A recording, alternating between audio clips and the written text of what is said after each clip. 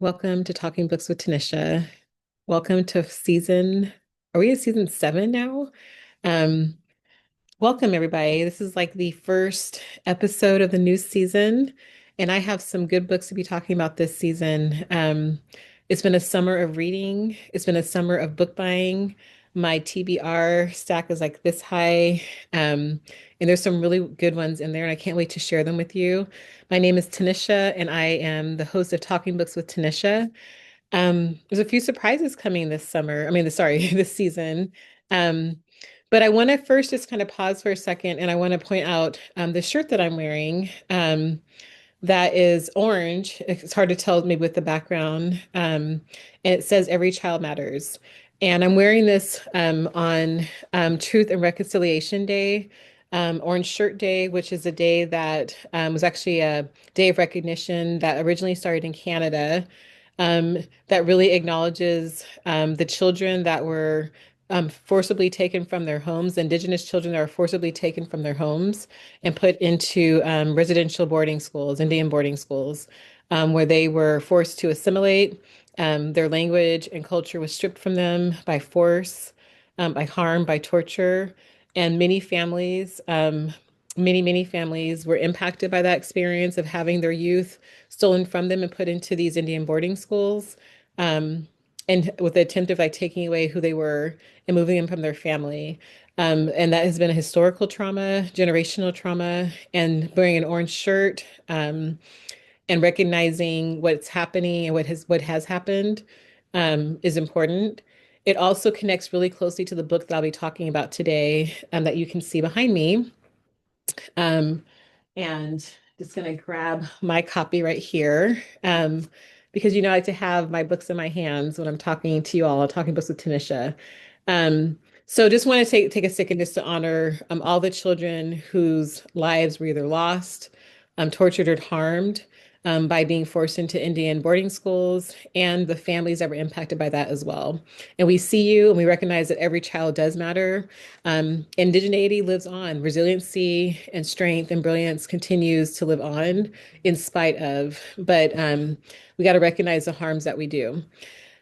I am really excited to introduce this book to you. Some of you I know have already probably read this book and been like, like me waiting for this author to have the next book coming out.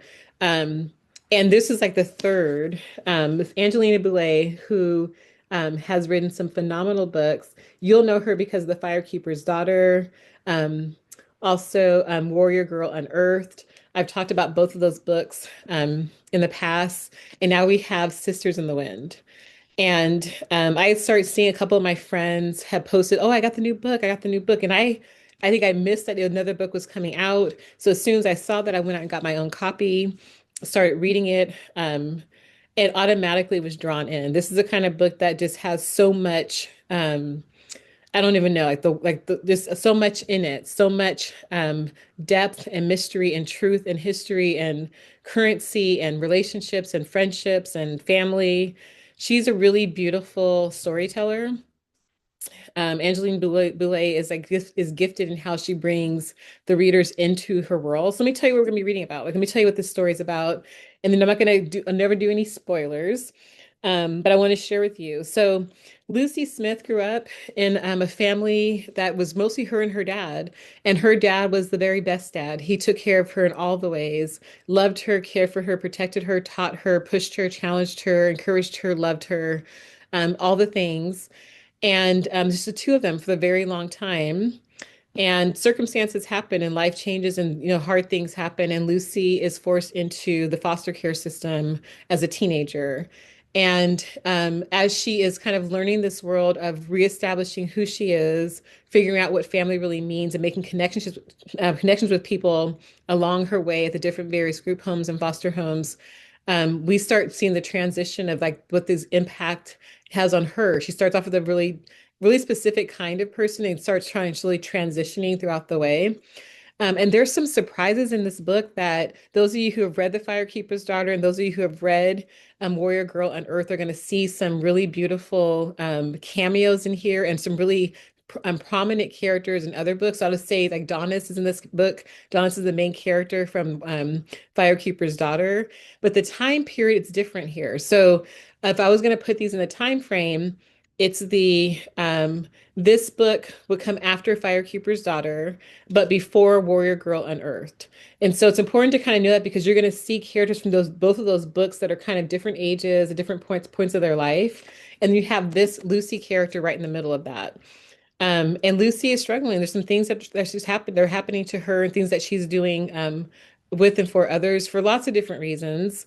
But it's a mystery because there's like a kind of a mystery happening. And one of the things that takes place and this story focuses on she talks about this in her author's notes. So always read the author's notes. So I think they're always really good to have a little bit of insight of what the author's thinking is the Indian Child Welfare Act, which is a bill that was passed in the 70s around reinstating the right for Native people to have Native children placed with them first before they're put into the foster care system with families that are not Native.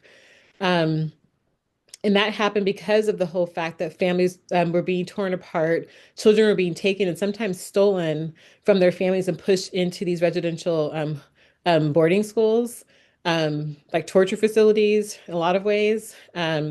And families were being torn apart and kids were losing their culture and their language and all of other kinds of things.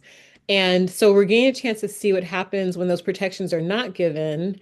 Lucy becomes a victim of some of that, but we also get exposed to like this kind of like interesting network of like what happens when people are trying to take Indigenous children from their homes and their families. And so one thing that Angeline Boulley really does well is like she really brings it back to like an actual social justice issue. In every single one of her books, there's an issue. In Warrior Girl Unearthed, we're looking at the impact of like, I'm sorry, in Firekeeper's Daughter, we're looking at the impact of drugs and how it impacts a reservation. We're also looking at what happens with missing and murdered Indigenous women and people.